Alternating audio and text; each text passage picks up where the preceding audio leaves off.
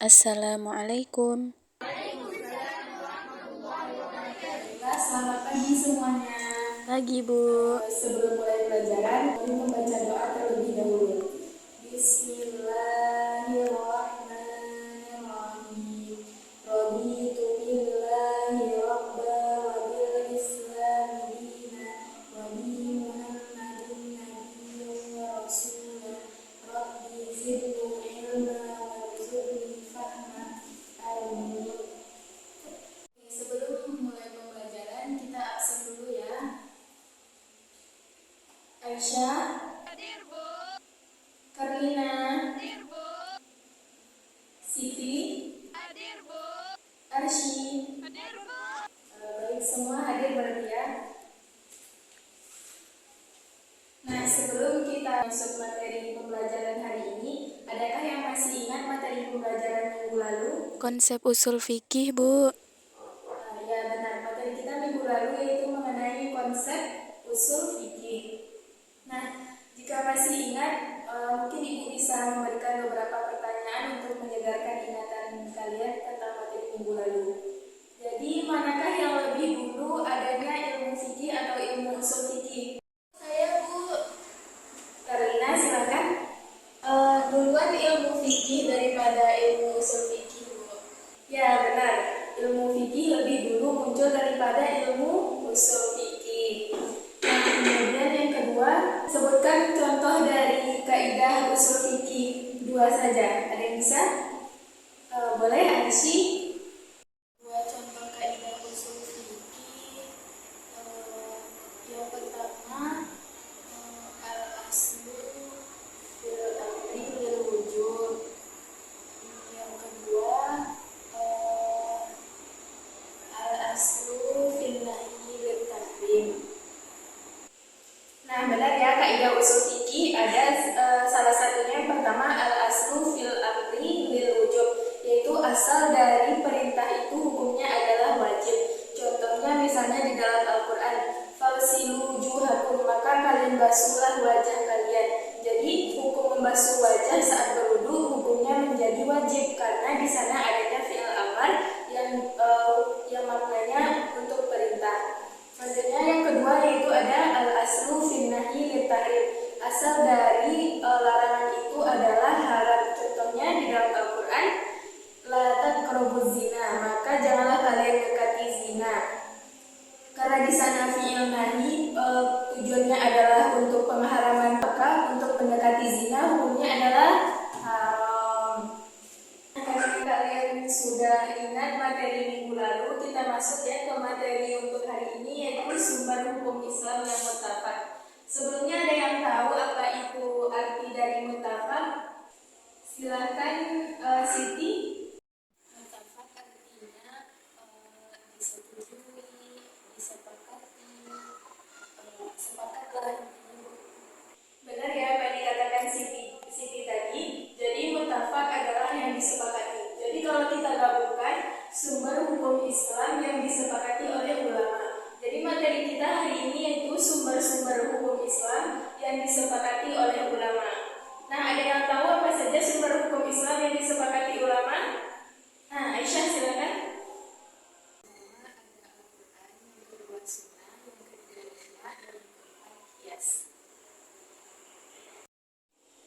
Benar ya, jadi sumber hukum Islam yang disepakati oleh ulama itu ada 4. Yang pertama ada Al-Quran, yang kedua Sunnah, yang ketiga Ijma, dan yang keempat adalah Qiyas. Kita masuk ke yang pertama yaitu mengenai Al-Quran. Nah, jadi ini ya pengertian Al-Quran. Huwa kalamullahu ta'ala al-munazzalu ala Muhammad sallallahu alaihi wasallam biwastatil amin Jibril al-manqul ilaina bitawatur al-mabdu'u bisuratil Fatihah wal muhtamatu bisuratil Nas. Artinya, Al-Quran huwa kalamullah. Al-Quran adalah perkataan Allah al-munazzalu ala Muhammad yang diturunkan kepada Nabi Muhammad sallallahu alaihi wasallam biwastatil amin Jibril, dengan perantara al-amin malaikat Jibril, al-manqul ilaina bitawatur, yang disampaikan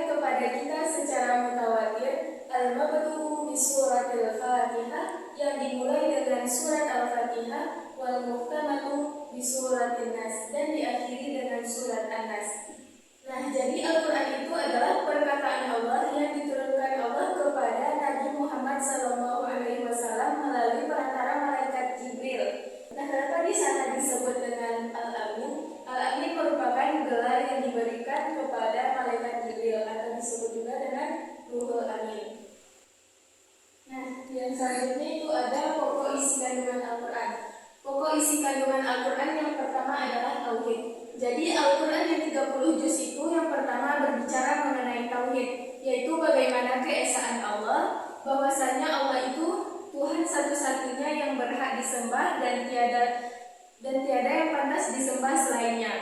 Adapun dalil yang menjelaskan tentang Tauhid ini yaitu Allahu la ilaha illahu alimul ghaibi wasyahadah huwar rahmanur rahim, yang artinya Allahu la ilaha illahu, Allah tiada Tuhan selainnya, alimul ghaibi wasyahadah, yang mengetahui yang gaib dan yang nyata, huwar rahmanur rahim, yang maha pengasih lagi maha penyayang. Nah, coba dengarkan lagi ayat yang tadi menjelaskan bahwasanya Allah mengetahui hal yang tersembunyi dan hal yang nyata.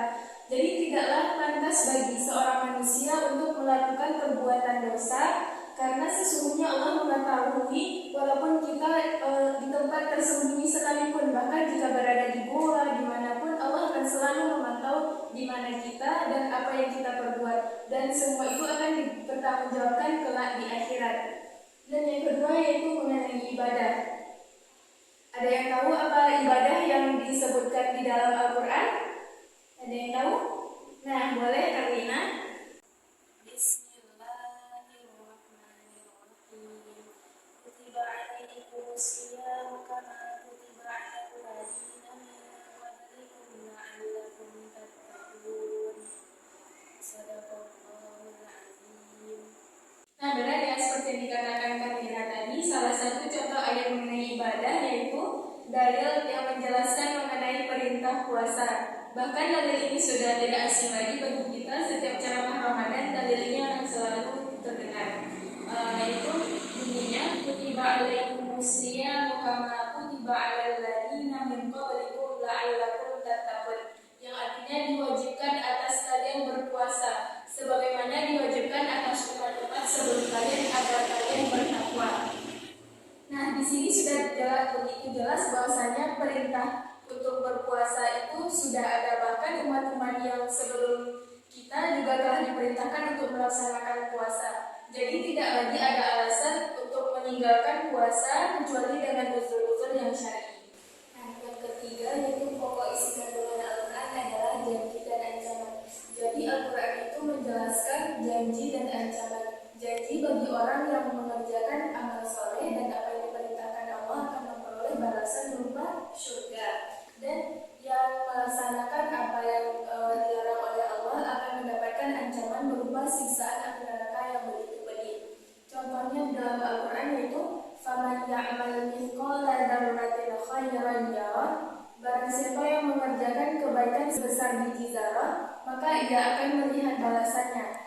Wa man ya'mal mithqala dzarratin syarran yarah, dan barang siapa yang mengerjakan kejahatan sebesar biji zarah, maka ia akan melihat balasannya. Nah, begitulah bahkan sebuah perbuatan yang hanya sebesar biji zarah pun akan diperhitungkan oleh Allah Subhanahu wa taala kelak di akhirat. Dan oleh karena itu, kita harus selalu memilah dan memilih perbuatan agar kita mendapat balasan yang kita inginkan, yaitu mendapatkan kenikmatan surga. Nah, adapun pokok isi kandungan Al-Quran yang keempat yaitu jalan menuju kebahagiaan dunia dan akhirat. Jadi, di dalam Al-Quran dijelaskan bahwasanya untuk menuju kebahagiaan dunia dan akhirat dapat kita tempuh dengan melaksanakan apa yang diperintahkan Allah dan menjauhi apa yang dilarang Allah. Dan juga dapat kita lakukan misalnya dengan meningkatkan rasa syukur. Karena Allah berfirman, la in syakartum la azidannakum wa la in kafartum inna adzabi lasyadid. Artinya, jika kalian bersyukur maka akan aku tambah nikmatmu, dan jika kalian kufur niscaya azab Allah itu sangatlah pedih. Nah, di saat kita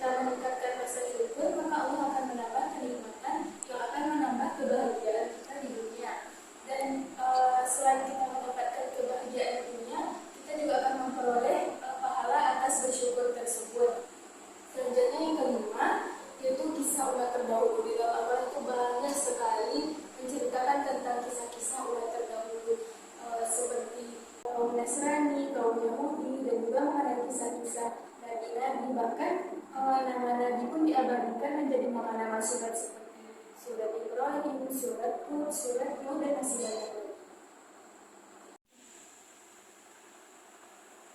Nah, materi selanjutnya yaitu mengenai sumber hukum Islam yang pertama yang kedua. Jadi tadi kita pertama sudah membahas mengenai Al-Quran. Jadi kedua kita akan membahas mengenai sunnah.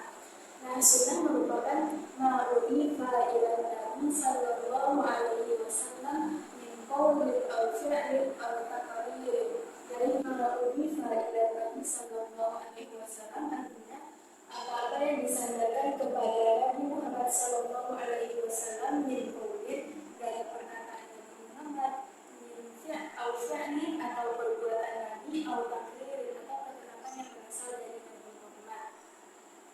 Nah, adapun fungsi sunnah ini terhadap Al-Quran yang pertama itu, sunnah dapat memperjelas lagi ayat-ayat Al-Quran. Misalnya di dalam Al-Quran hanya kita temukan bahwasanya Allah berfirman, wa aqimus shalah wa atuz zakat, artinya maka dirikanlah salat dan tunaikanlah zakat.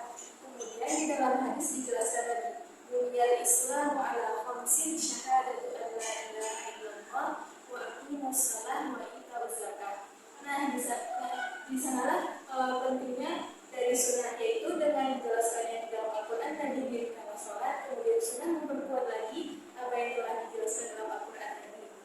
Adapun yang kedua, fungsi dari sunnah terhadap Al-Quran yaitu sunnah membatasi apa yang makna yang ada di dalam Al-Quran. Seperti di dalam Al-Quran dijelaskan yusikumullahu fi auladikum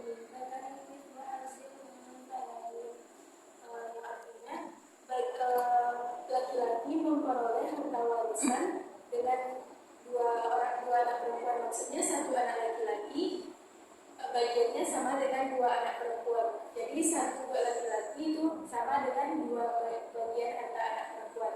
Nah, kemudian dibatasi oleh sunnah yang berbunyi laisa lil-qatil minal mirath, artinya tidaklah bagi seorang pembunuh untuk mendapatkan harta warisan. Nah, jadi jika seorang anak tersebut melakukan pembunuhan, maka harta tersebut tidak lagi dapat diwariskan kepada orang yang telah melakukan pembunuhan. Nah, selanjutnya yaitu sunnah dari aspek sifat. Yang pertama, sunnah kauliyah, artinya sunnah berdasarkan perkataan Nabi Muhammad SAW. Contohnya dapat kita lihat di sini yaitu sumu liru'yatihi waftiru liru'yatihi fa'ikum ma'alaikum fa'milaih jatatalakina. Artinya sumu liru'yatihi, berpuasalah kalian ketika melihat hilal, waftiru liru'yatihi, dan berbukalah ketika telah melihatnya. Fa'ikum ma'alaikum, maka jika kalian tidak dapat melihatnya, fa'milaih jatatalakina, maka sempurnakanlah jumlahnya menjadi 30. Nah, maksud kauliyah itu hadis yang langsung disampaikan oleh Rasulullah SAW. Kemudian fi'liyah, kalau tadi kauliyah merupakan perkataan, kalau fi'liyah adalah perbuatan Rasulullah SAW. Hadisnya itu Innawa ibn Hajar qala ra'aitu Rasulullah SAW yarfa'u yadayhi ma'a takbir, artinya sesungguhnya Wa'il bin Hajar dia berkata, sesungguhnya bahwasanya ia melihat Rasulullah SAW melaksanakan sholat mengangkat tangan bersamaan dengan mengucapkan takbir. Nah, ini adalah perbuatan Rasulullah kemudian dibahasakan oleh Wa'il bin Hajar. Kemudian jadi hadis ini masuk kepada hadis fi'liyah karena merupakan perbuatan Rasul yang dibahasakan oleh sahabat. Nah, kemudian yang ketiga yaitu ada sunnah taqririyah, itu ketetapan yang berasal dari Nabi Muhammad SAW.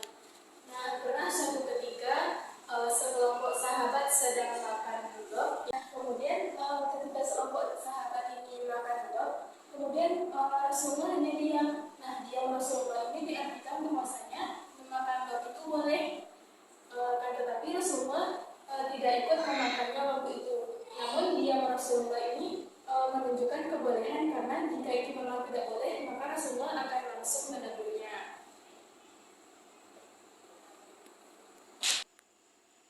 Nah, selanjutnya mengenai ijma.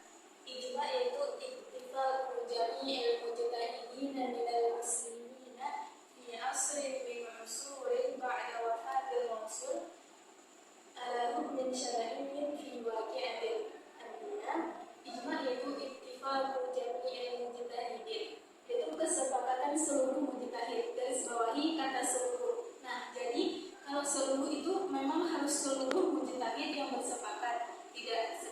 kecil, tidak sebagian besar, tetapi semuanya.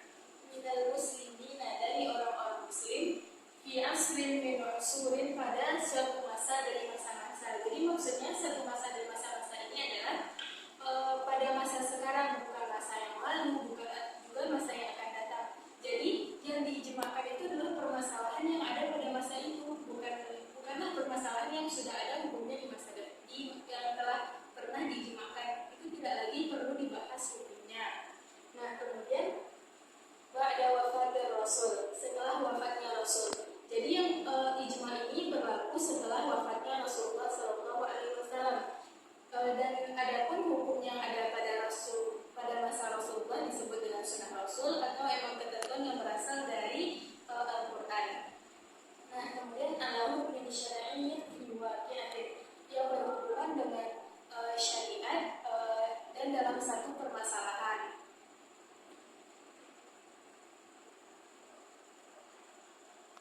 Nah, selanjutnya kita masuk kepada kias.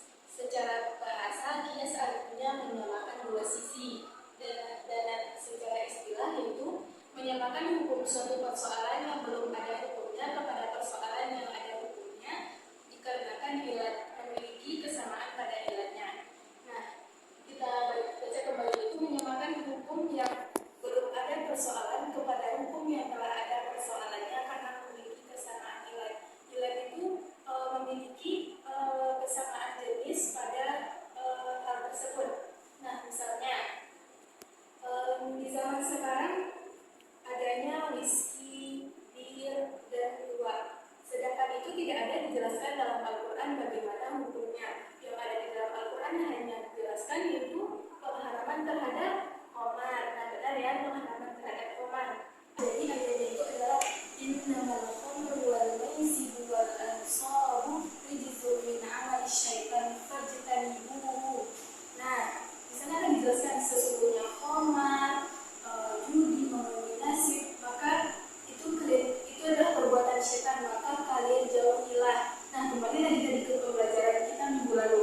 Fajtanibuhu itu adalah al-aslu fil amri lil wujub. Nah, fajtanibuhu.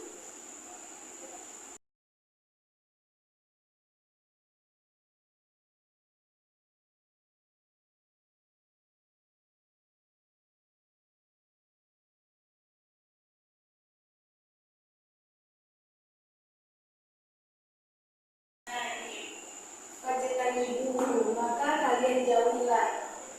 Nah, kemarin kita belajar kalau dia berupa fi'il amar, maka masuknya ke dalam al-aslu fil amri lil wujub. Nah, berarti di sini adalah kewajiban bagi kita untuk menjauhi mengkonsumsi khamar tadi. Nah, jadi karena mengkonsumsi khamar diperintahkan untuk menjauhi, maka hukumnya adalah haram. Begitu juga dengan mengkonsumsi whisky, bir, dan tuak adalah hukumnya haram. Kias ini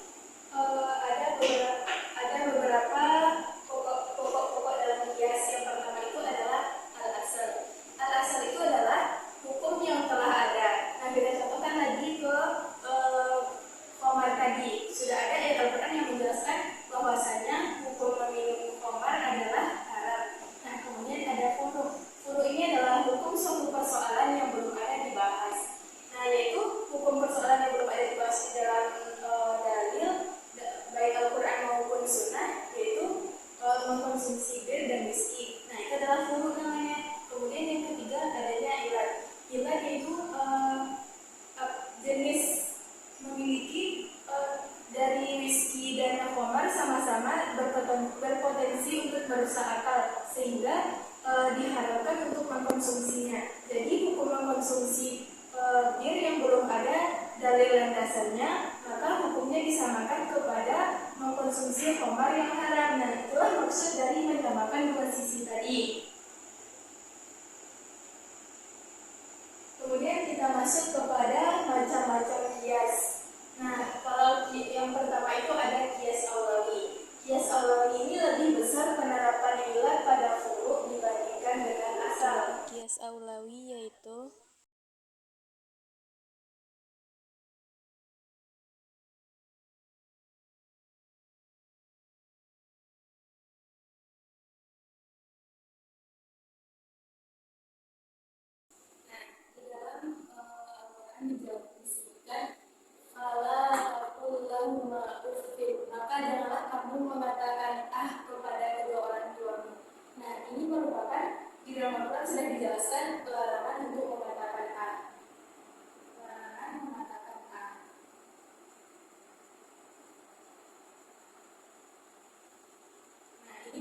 masuk ke bagian asal. Nah, akan tetapi di dalam Al-Quran tidak ada disebutkan larangan untuk memukul orang tua. Berarti memukul orang tua kita belum tahu hukumnya apa.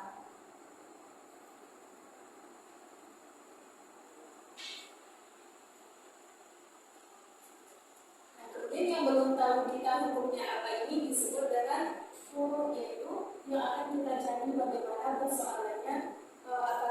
Kemudian kita cari apakah antara asal dengan furu ini sama-sama memiliki ada sifat yang sama dalam kedua hal ini. Nah, kemudian ilahnya, kesamaannya sama-sama menyakiti orang tua, baik ini menyakiti dari segi hati, ini menyakiti kepada fisik. Nah, selanjutnya yaitu mengenai bias misalnya, yaitu ilahnya sama besar. Adakah yang bisa memberikan contoh? Ada yang bisa? Nah, Arsy silakan.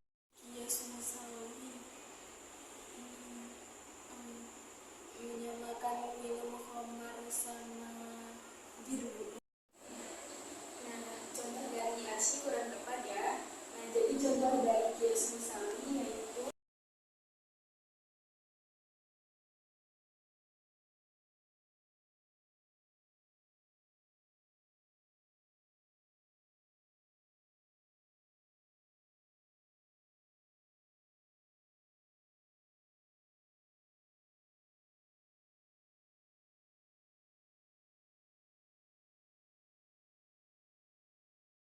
tidak Al-Quran dijelaskan ya ayyuhalladzina amanu la ta'kulu amwalakum bainakum bil batil. Artinya, wahai orang-orang yang beriman, janganlah kalian memakan harta-harta yang batil.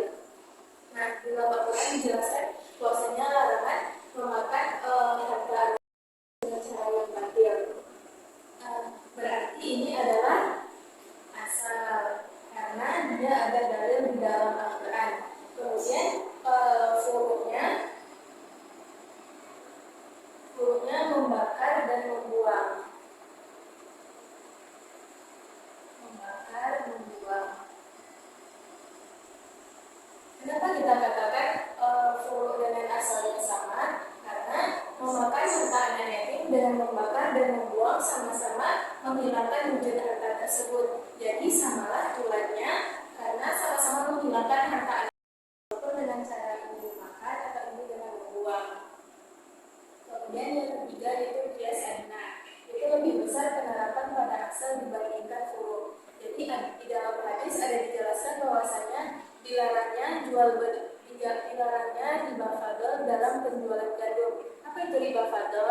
Nah, riba fadl adalah penjualan gandum dengan jenis dan kualitas yang sama namun harga berbeda. Misalnya penjual A menjualnya dengan harga 50.000 per kilogram, sedangkan penjual B dengan harga 60.000. Nah, ini disebut dengan riba fadl. Jadi ini tidak diperbolehkan.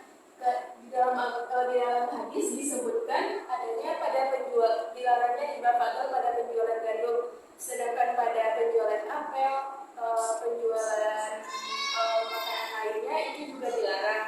Nah, jadi lebih besar penerapan pada asal dibandingkan furu' karena gandum merupakan makanan pokok, sedangkan seperti buah-buahan itu bukanlah makanan pokok. Paham semuanya? Paham, Bu. Nah, buat pertemuan selanjutnya tolong ya dicari contoh-contoh masing-masing dari kias ini di satu aja dari masing-masing kiasnya untuk minggu depan. Dan sekian mungkin itu dulu pembelajaran kita hari ini.